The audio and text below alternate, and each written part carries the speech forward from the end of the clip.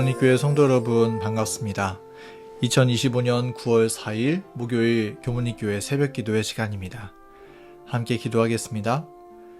하늘에 계신 하나님 아버지, 우리에게 새로운 하루 허락해 주심에 감사드립니다.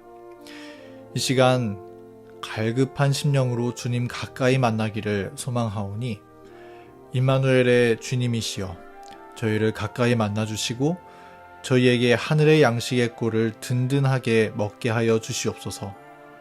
주님을 만나는 시간이 지루함이나 익숙함으로서가 아니라 설레임과 기다려지는 마음으로 다가오게 하여 주셔서 날마다 새로운 은혜를 마음에 새기고 새로운 결심과 새로운 심령으로 주님 앞에 겸허히 나아가는 저희들 되게 하여 주시옵소서.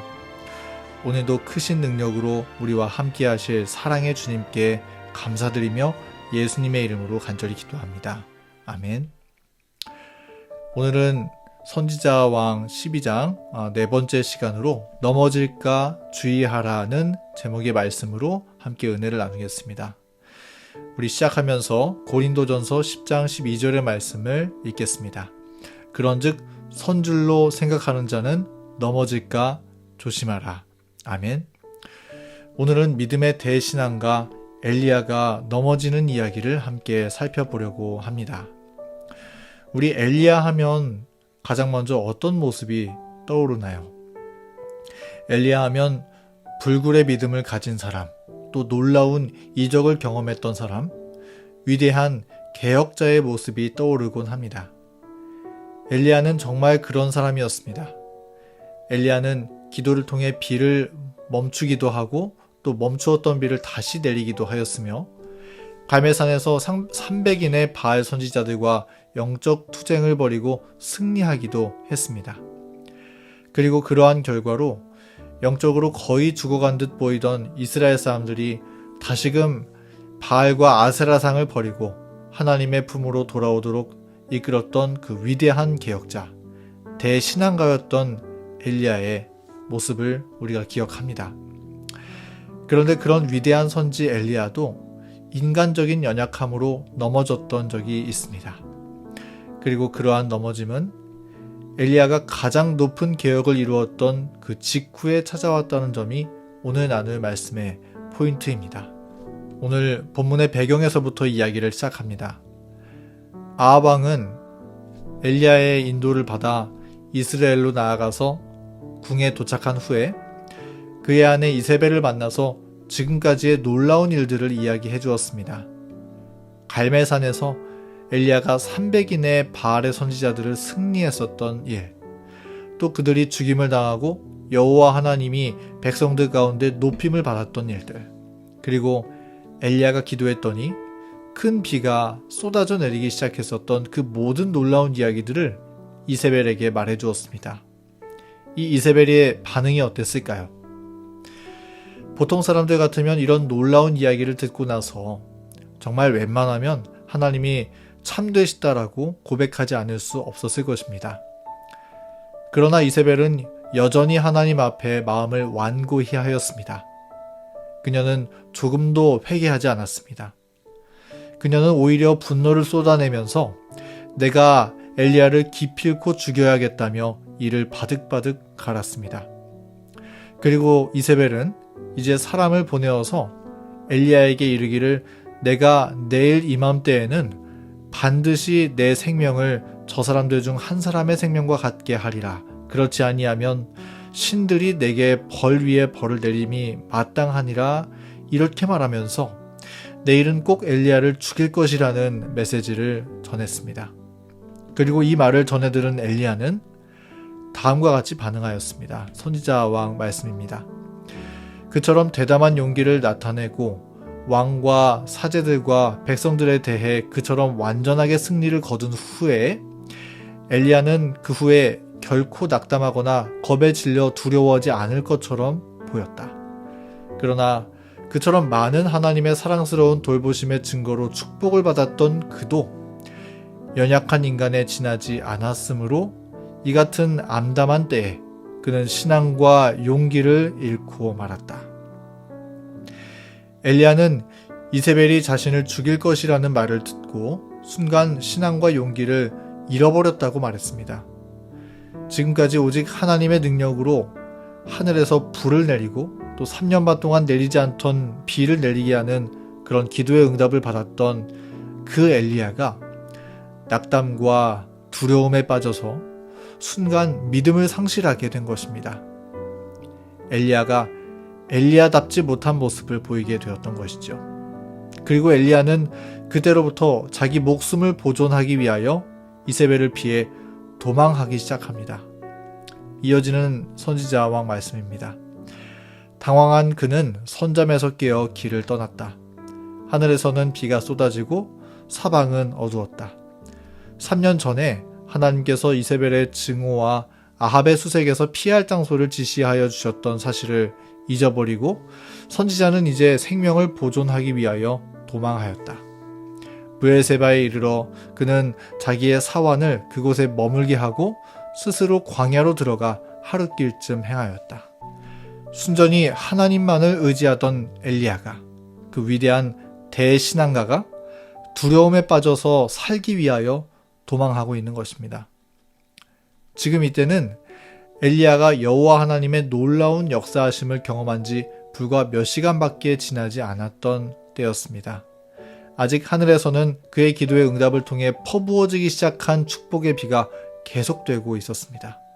그러므로 엘리야는 지금 이전에 하나님이 그를 그릿 시냇가에 숨겨서 보호하셨었던 것처럼 살아계신 하나님이 당신의 능력으로 다시 한번 엘리야를 당신의 밀실 가운데 안전하게 보호하실 수 있다는 바로 그 사실을 믿음으로 확신하며 담대함을 가졌어야 했습니다. 그러나 그러한 모든 믿음과 하나님에 대한 전적인 신뢰의 신앙을 그는 까마득하게 잊어버리고 터벅터벅 길을 떠나가고 있는 것입니다. 흥미로운 것은 우리가 성경을 보면 엘리야가 어딘가에서 어딘가로 이동할 때에는 성경에 반드시 여호와의 말씀이 엘리야에게 임하여 이르시되 라는 말이 공통적으로 기록되어 있습니다. 이처럼 엘리야는 하나님의 말씀에 의하여서만 서고 나아갔던 사람이었습니다. 그러나 지금 이렇게 자신의 생명을 보존하기 위하여 도망하는 길을 떠날 때에는 성경에 여호와의 말씀이 엘리야에게 임하였다는 그 말씀이 기록되어 있지 않습니다.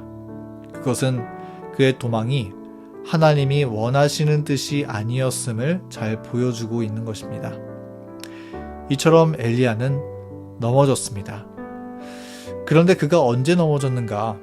엘리야는 그의 선지자로서의 커리어 가운데 가장 최고점을 찍고 있던 그때에 가장 큰 승리를 맛보았고 가장 높은 믿음의 경지와 하나님의 능력을 경험하였던 바로 그때에 엘리야가 고꾸러져 쓰러졌다는 사실을 우리는 기억할 필요가 있습니다. 이때 엘리야가 넘어지지 않았더라면 하나님은 엘리야를 통해 이스라엘에 더 큰 개혁을 일으키셨을 것입니다. 선지자 왕 말씀입니다. 엘리야는 그가 맡은 의무의 자리에서 도망하지 말아야 하였다. 만일 엘리야가 그가 있던 곳에 그대로 머물러 있으면서 하나님을 그의 피난처와 힘으로 삼고 진리를 위하여 굳게 섰더라면 그는 해를 받지 않고 보호함을 받았을 것이다. 여호와께서는 이세벨에게 당신의 형벌을 내리심으로 엘리야에게 또 다른 놀라운 승리를 주셨을 것이며 왕과 백성들에게 끼친 감명으로 큰 개혁이 이루어졌을 것이다. 만약 엘리야가 도망가지 않았더라면 자신을 죽이겠노라 했던 이세벨에게 하나님이 나를 반드시 보호하실 것이라고 확신 있게 대답했더라면 판도는 전혀 달라졌을 것입니다. 하나님은 엘리야를 통해 여전히 더 하실 일이 있으셨습니다. 그러나 엘리야는 그 너머의 사업을 이루지 못하고 넘어졌습니다. 엘리야의 넘어짐의 원인은 아마 그가 방심했기 때문이지 않았을까 생각해 보게 됩니다. 이제 큰 거사를 다 치르고 안심하고 있을 때에 이 정도면 충분하니 이제 좀 갑옷을 벗어 내려놔도 괜찮겠다 생각할 때에 그 순간 하나님의 보호하시는 능력을 잃어버리고 자기 목숨을 보존하는 것만 중요하게 보이게 되었던 것 같습니다. 이러한 엘리야의 모습은 우리가 오늘 시작하며 읽었었던 말씀을 그대로 기억하게 해줍니다. 고린도전서 10장 12절 말씀, 그런즉 선줄로 생각하는 자는 넘어질까 조심하라는 말씀입니다.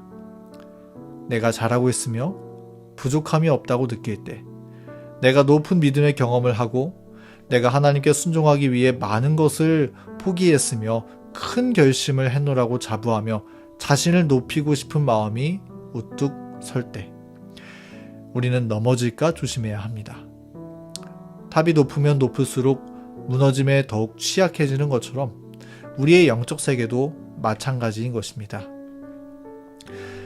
제가 최근에 보고 있는 책들 가운데 프로 바둑기사 이세돌님이 쓴 인생의 수읽기라는 책이 있는데요. 그 책을 찍어낸 출판사에서 쓴 그 리뷰가 참 인상 깊은 글귀가 있었습니다. 바둑을 둘 때 가장 위험한 순간은 언제일까? 아이러니하게도 형세가 유리할 때다. 이런 글이었어요. 내가 형세가 유리하다 생각이 들 때, 내가 승리에 가깝다는 생각이 들 때, 그때가 가장 위험한 순간이며 가장 넘어지기 쉬운 때라고 말하고 있는 것입니다. 우리의 믿음도 마찬가지인 것 같습니다. 선줄로 생각할 때 넘어질까 주의해야 합니다. 그래서 바울은 빌립보서 말씀 가운데 항상 복종하여 두렵고 떨림으로 너희 구원을 이루라고 권면했습니다. 우리가 이미 구원받았다라고 말하는 것도 틀린 말이 아닌데, 그럼에도 불구하고 구원을 미래형으로 보면서 두렵고 떨림으로 너희 구원을 이루라, 그렇게 말씀하고 있고, 또 빌립보서 3장에서는 말씀하기를 형제들아, 나는 아직 내가 잡은 줄로 여기지 아니하고 오직 한 일, 즉 뒤에 있는 것은 잊어버리고 앞에 있는 것을 잡으려고 표대를 향하여 지금도 달려가노라, 이렇게 말씀하고 있습니다. 그 대단한 바울일지라도 그가 보기에 나는 아직 이루어야 할 일이 남아있고, 나는 아직 더 예수님을 닮아야 하며, 나는 아직 더 낮아지고 더 회개하며 살아야 한다고 생각했던 것이죠. 선줄로 생각하는 자는 넘어질까 조심하라 말씀하신 기록처럼 넘어지지 않기 위하여 더 낮은 자세를 취하는 것이 우리 모든 그리스도인에게 여전히 필요하기 때문입니다. 사랑하는 성도 여러분, 우리도 끊임없이 낮은 자세로 우리 주님을 섬기며 존귀히 여기는 그런 겸손의 신앙 안에 살게 되기를 간절히 바랍니다. 벼가 익으면 더욱더 고개를 숙이는 것처럼 하나님을 더 많이 사랑할수록, 하나님께 더 많이 봉사하고 헌신할수록 더욱더 겸손해지고 더욱더 낮아지는 신앙 하게 되기를 간절히 바랍니다. 매일 주님을 만나러 나아갈 때에 나 예수님 이미 많이 안다고, 이미 익숙하다고 생각하며 건성건성하는 게 아니라 오늘 주님을 마치 인생에 처음 만나는 사람처럼 설레임과 두렵고 떨리는 마음을 가지고 주님과 뜨거운 교제에 이어나가는 저희들 되기를 간절히 바랍니다. 선줄로 생각하는 자는 넘어질까 조심하라. 이 말씀이 오늘 우리 마음에 주님의 음성으로서 흔적이 되어 남게 되기를 간절히 바라면서 말씀을 마치겠습니다. 목요일 기도 제목입니다. 교회 환우분들을 위해서, 교회 장년 선교부와 안교부를 위해서, 패스파인더 어린이부 사역을 위해서, 교문익교회 새신자반과 가족들을 위해서, 개인의 기도 제목을 위해서 음악이 마칠 때까지 기도의 시간 갖겠습니다.